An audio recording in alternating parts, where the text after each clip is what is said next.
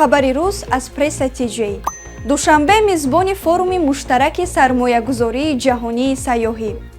17 сентябри соли равон дар шаҳри Душанбе бори аввал форуми муштараки сармоягузории ҷаҳонии сайёҳӣ доир мегардад.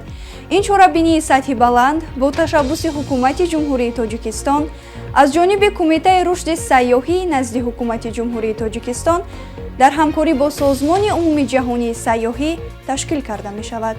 дар форум роҳбарони мақомоти сайёҳии кишварҳои аъзои Созмони умумии ҷаҳонии сайёҳӣ, намояндагони вазорату идораҳои давлатӣ, корпуси дипломатии муқими Душанбе, шарикони рушд, ширкатҳои сайёҳии ватанӣ ва хориҷӣ, меҳмонхонаҳо, осоишгоҳҳо, муассисаҳои таҳсилоти касбӣ, коршиносон, рӯзноманигорон ва блогерони соҳаи сайёҳӣ ширкат хоҳанд варзид. ҳадафи асосии форум таҳкими ҳамкорӣ ва мубодилаи таҷрибаи муваффақ миёни кишварҳои аъзои Созмони умумии ҷаҳонии сайёҳӣ, ҷалби сармоягузорӣ ба соҳа, рушду такмили инфрасохтор ва муаррифии бештари иқтидорҳои сайёҳии Тоҷикистон мебошад.